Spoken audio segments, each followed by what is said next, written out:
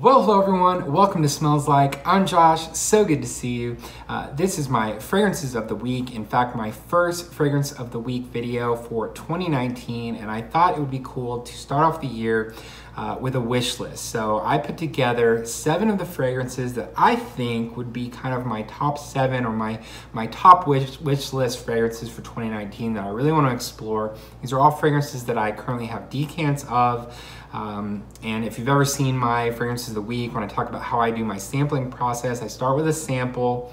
If I enjoy the sample, I go for a decant. If I get through the decant and want more, really fall in love with it through getting through the decant, I go with the full bottle. So these are 7 of kind of my top 7 fragrances that I have decants of and think I would like to get bottles of. And so wore those this week just to kind of come up with my wish list for the year. So let's jump right into what I wore on Sunday. This was one of the first fragrances, or the first niche fragrances that I ever sampled. The first time I went to Saks Fifth Avenue and tried all the Creed and Tom Ford and by Kilian. This is from Kilian. It's called Smoke for the Soul. I've got this 15 ml decant.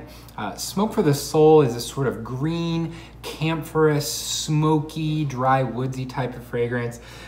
It's herbal. Some people talk about this having like a cannabis note in it.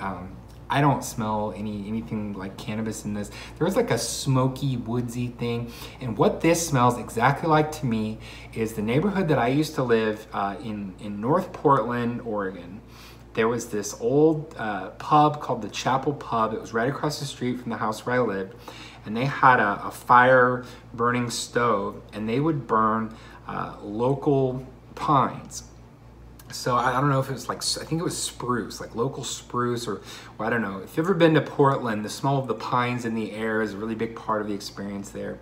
And so that, with kind of the dreary Portland days, in the winter time when it's cold and dreary in Portland, which to me can be a really great time of year if you're into that sort of thing.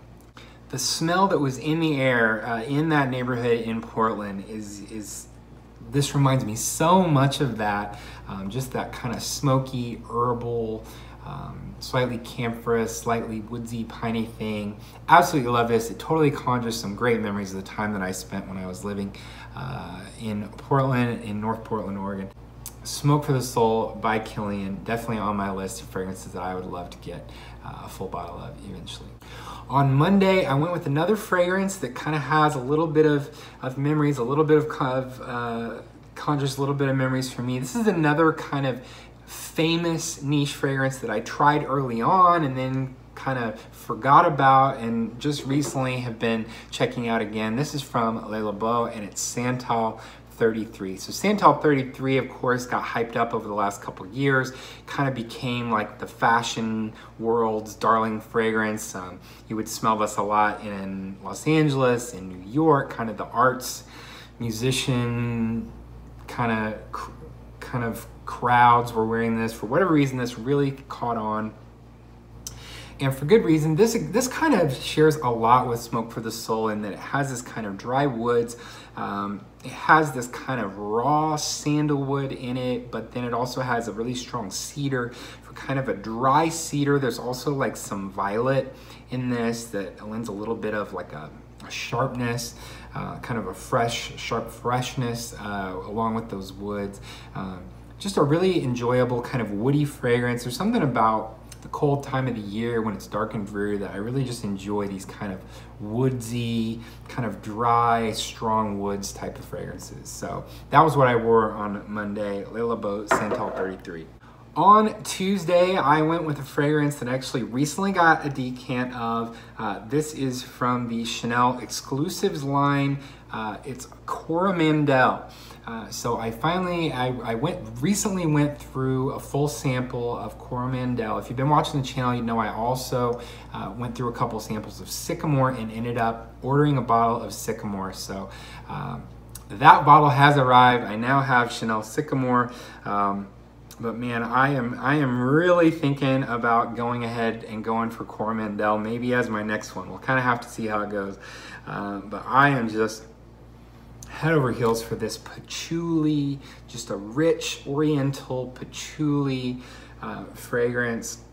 It has that Chanel brightness, that aldehydic Chanel thing. On paper or when you first spray this in the air, could be a little misleading with this fragrance. The magic for me is on the skin. Just for whatever reason, this just really smells a lot different when I'm wearing it and off of my skin than it does like on paper. And I think it's easily unisex. And like I said, on the skin, this really becomes more masculine, at least on me. It becomes quite a bit more masculine and just absolutely gorgeous. This, man, gonna be hard for this not to be my next bottle, but we shall see. That was Chanel Coromandel on Tuesday. On Wednesday, Coromandel kind of put me in that oriental mood. Coromandel also has a little bit of like an ambery kind of feel, amber and incense. And so I went with another amber fragrance that I really have fallen in love with during this cold part of the year this year. It's Grand Soir from Maison Francis Kurkdjian. This is just a really resinous amber fragrance. It's got a big dose of benzoin. Particularly like the first couple of hours, it's just so luxurious and warming. It's like the perfect cold weather or rainy day fragrance. Just makes you feel warm, just like, you know, snuggling up with a good book. Really classy stuff though too, and I think kind of has a little bit of a sexy edge. So that's Grand Soir. In fact, it's kind of a toss-up right now. After this week, I've kind of decided that it's kind of between Coromandel and Grand Soir in terms of my favorites out of these, like for right now, for the winter time, out of these that I want to get next in terms of full bottles. But we'll see. Grand Soir, man, it's some good stuff though. This one also in the running maybe for the next one that I get. But I will say Coromandel and Grand Soir both definitely full bottle worthy. I'll definitely be grabbing full bottles of those. On Thursday, the weather here went from being pretty cold to being like strangely warm. January in the Midwestern United States usually doesn't feel like spring. It's usually bitterly cold here. It has been super, super warm this year, almost like scary how warm it's been. Won't go into all of that, but super, super warm. It was like 50 degrees today and sunny, or on Thursday, I mean, it turned really warm. It was in the 50s. And so I decided, since I'm doing my decants and trying out fragrances for the year, why don't I just try out some spring type fragrances, take advantage of the weather. So I went with a Bleecker Street from Bond Number 9. This is a fragrance that has been on my want list since I first got into this hobby a couple of years ago, or I guess almost 3 years ago by now.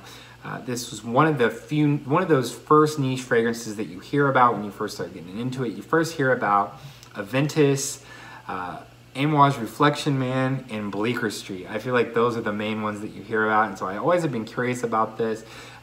Saw a good deal on a decant a couple of months ago and grabbed it. I hadn't even touched the thing, and then when the weather turned so warm this week, I went for it. It really just is a fresh green fragrance that very much reminds me of spring. I feel like this is, for me, would probably be a spring only fragrance.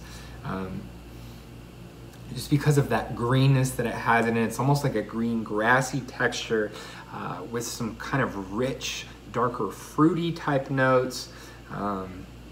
You know, kind of a fun fragrance, kind of like a fun, uplifting fragrance that I feel would be perfect for spring.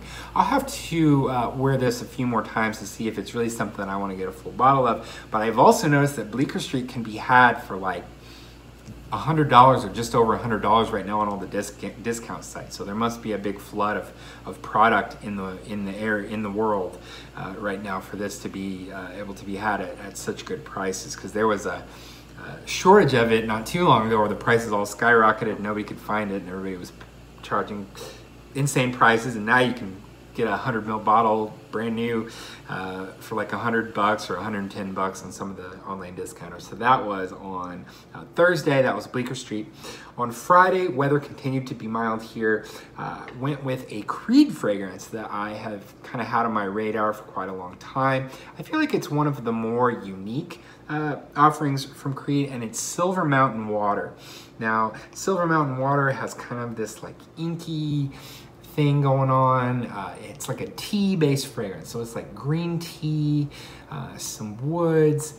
Just really kind of has a fresh, bracing kind of thing to it that really does remind me like of snow-capped mountains, maybe at the end of the wintertime or in the early spring, like being up, you know, above the altitude line where there's still some snow on the ground, but it's all starting to melt and rushing down the side, and all the streams are like rushing and still with freezing cold water that's being melted from the snow. This kind of reminds me of that. It kind of has that like herbal.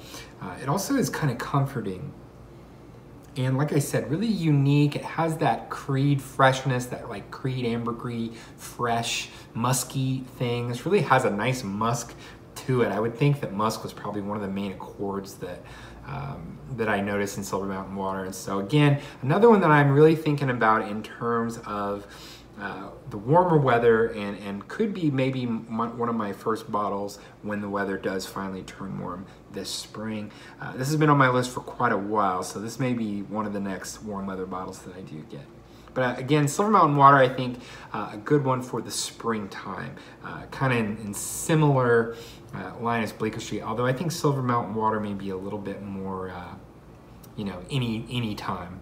I could probably wear it in any season. But so finally, Saturday, I went with one of my favorite fragrances that I've ever tried. I have a 30 ml decant of that I have gone through over the last year or so. From Tom Ford, it's Neroli Portofino Forte. So I've just got a little bit left there. This is a fragrance that I am in love with. I've already worn it enough that I know I love it. I know I want a full bottle of it. It's just really a matter of being able to find, I want to find a 100 ml bottle, a retail 100 ml bottle from Tom Ford of Neroli Portofino Forte at a good price. And that's really hard to find. This stuff is even more expensive than the regular Neroli Portofino. So it's super expensive. Retail is definitely a no-go. You know, I've seen like a 50 ml around like the $185 or like $180 mark. And I still, for that much money, want to try to pay a little bit more and go for the 100 ml bottle. Last year, I saw a 100 ml bottle go for, I think, 180 bucks on one of the Facebook fragrance groups. So 180, around the $200 mark. If I could find a 100 ml bottle of Neroli Portofino Forte around the $200 mark, no brainer, I'd be going for that. This is just fresh, luxurious eau de cologne style, that neroli citrus thing. Neroli citrus and musk is really what I get from this, but the Forte amps up the musk, and it's so luxurious. Like, to me, this is the perfect summer fragrance just for, you know, I picture like, you know, like a white shirt or, you know, just even like shorts, hanging out by the beach, or, you know, on a yacht somewhere off the coast of Italy. Yeah, that's the stuff. I'm so in love with that. I feel like you could wear this anytime, but especially in the summer is when I really love to wear this stuff. It has a little bit of a sexy edge on top of that soapy, clean thing that the original is so known for. So that's the last one. So that's it for my wish list for 2019.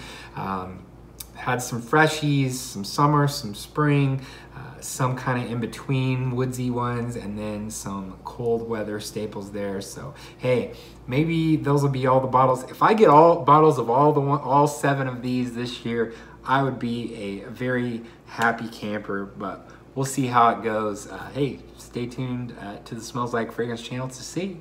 And the only way to see is if you subscribe. I'll see you right here next time. Hey, thanks so much for watching.